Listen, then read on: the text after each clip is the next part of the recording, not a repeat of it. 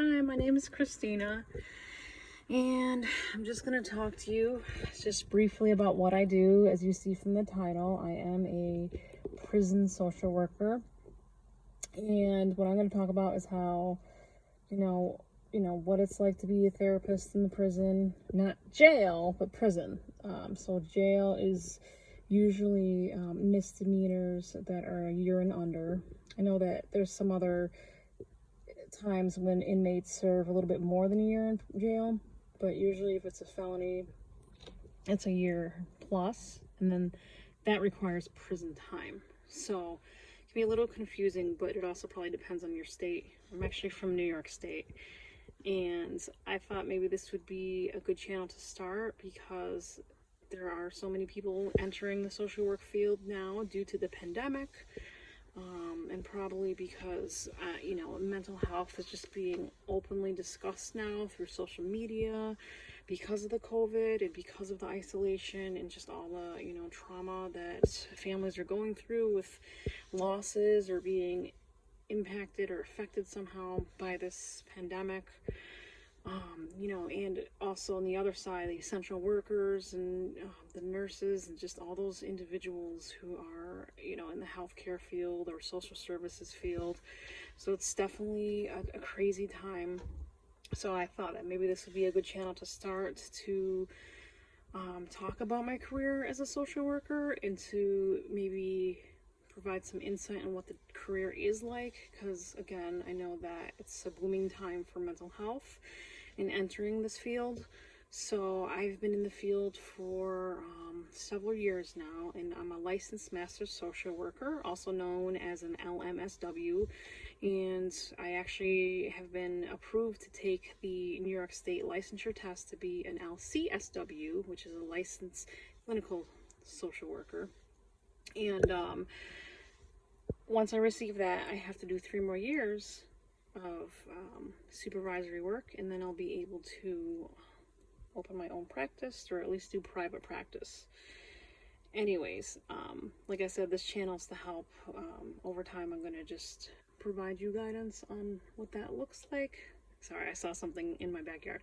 Providing you guidance on what the field is like, how to enter it, what other, careers you can do with social work, or even with the background, because sometimes social work isn't for everybody.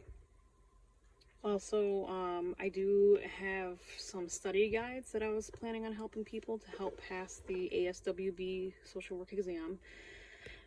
So I'm going to post that as well over time. If you have any questions, just ask me anything. Again, this is my first video, so over time I know that I'll be able to probably make them better and edit them better. But I thought this would just start throwing everything out there and start my first video. So right now I work at a correctional facility in New York State, and it's people, probably are like, can't speak. So right now I work at a correctional facility in New York State as a licensed master social worker. So I'm a therapist in the mental health department at prison, and where I work, it's all men. There are some facilities, there's maybe one facility in New York State, down south, that is for women. And when I say I'm from New York, automatically it's just kind of like a stigma. People think that I'm from the city. I feel like anytime anyone says they're from New York, they think the city. But I'm actually from the middle of New York State, so literally called Central New York, so CNY. So I'm in a little small town with a state prison near us. So how I got into this field was, since high school, I knew I always wanted to be a social worker because I was having personal struggles. Sounds a little cliche maybe, but also I know that some people, there's a misconception too, that people go into therapy because they want to, fix themselves, and I've heard that a lot, and I've met some people who have, do and have done that, and it's kind of like a recipe for disaster. But for me, I just always knew at a young age that I wanted to volunteer or give back or help others. I just always had this compassion for people, but I didn't necessarily know what I wanted to do. There's also kind of like, I guess you would call a stigma of, when people think like social work and social services, they think, oh, you work with kids or you work with CPS, and then there's that stigma of CPS takes children away, so it's always like, oh, okay. So I know sometimes therapists, we struggle, or at least social workers, sometimes people don't like it when we say we're therapists, but we all have an education, we all have our masters, most of us have our licensure, and whether you're a licensed mental health counselor or an LMSW, there's a lot of like stigma still. You're a social worker, you're not a therapist, but you literally, therapy work and social work, they go hand in hand. There's really not, aside from the education and maybe a little bit different background and different tests and different courses and programs, we're all basically here to do one thing, is to serve our community and to hopefully make a difference in someone's life. So yes, I am a mental health therapist, but I'm not a licensed mental health counselor. So that's because that's what I do. I work with people with mental health issues in the prison system, and they have medications, and again, it's mostly men. A lot of these individuals, you're going to see a lot of different personalities. It's, antisocial personality disorder, a lot of anxiety, depression, behavioral issues. The prison that I work at now, it's a medium security, so it's not as intense as a maximum. We get bad seeds, but we have security 24/7. And when I first started there 2 years ago, I heard a lot of staff saying you feel safer in prison than you do in the community, and I understood that concept. I'm like, okay, I hear what you're saying, but only until recently I started understanding, like really experiencing that too and relating to that statement, because we just, you're, even from the COVID, ironically, we've had some cases. There were a point where it did hit like wildfire with some inmates and some staff, and thankfully we were able to control that.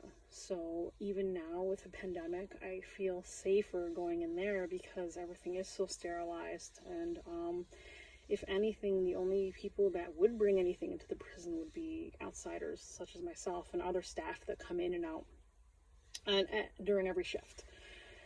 So anyways, so how did I get here in the state and working for the prison? Another quick background about me is I do have a minor in criminal justice, as I was getting my social work degree.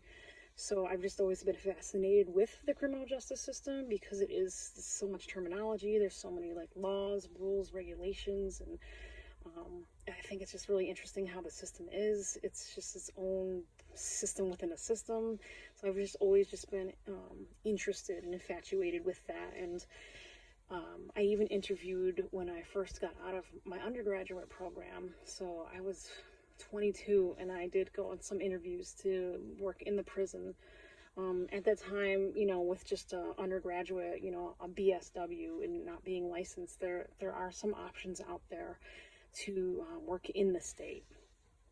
Only till later, a few years later, I did go to graduate school, and at first I figured I wasn't interested in getting my license, but now you're starting to see with, again, telemed and telehealth and Zoom and medical appointments, and because of the pandemic, a lot of things are online, and I'm noticing there is like another skyrocket of requests for people to be licensed. So whatever you want to do, that's great. I support that. And for a long time, I was an MSW for a long time, and it worked for me. But I will let you know that it's evolving. Mental health, again, back to the pandemic, I keep mentioning that. And there you see a lot of postings that are requiring licenses for social workers. So I highly encourage you to look into that. I think what overwhelms people, including myself at one point, it's there's really no one there to guide you. I mean, you know, there's mentors and professors that can tell you, you know, you just have to fill all these applications and then take the tests, you know, but there really wasn't anyone there to guide me. It can be overwhelming. And I think that's what scared me from getting my license, because I was like, I have no idea what they're talking about. I don't know what this form means. Do I even meet the criteria? So if anything, I encourage you to look at it.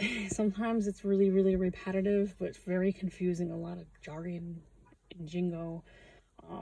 So I actually had to highlight a bunch of things and then like read it over and over and over and over. And then I'm like, oh, okay, I get it. So the application form is very overwhelming because, again, it's very wordy. You have to fill out so much information. But don't let that discourage you, because it is worth it. The test, I believe it was 147 or 149 questions, and you have a few hours, I want to say, to do this. So again, I'm going to have some study guides on it. Hey, I'm back. I had to cut my video because I just had to relocate from my car to indoors because it was getting warm.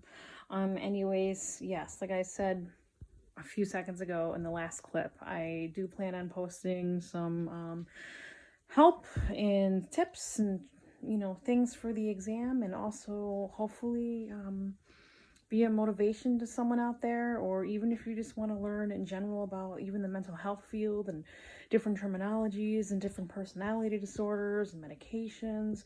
So I do have some ideas and plans for this channel.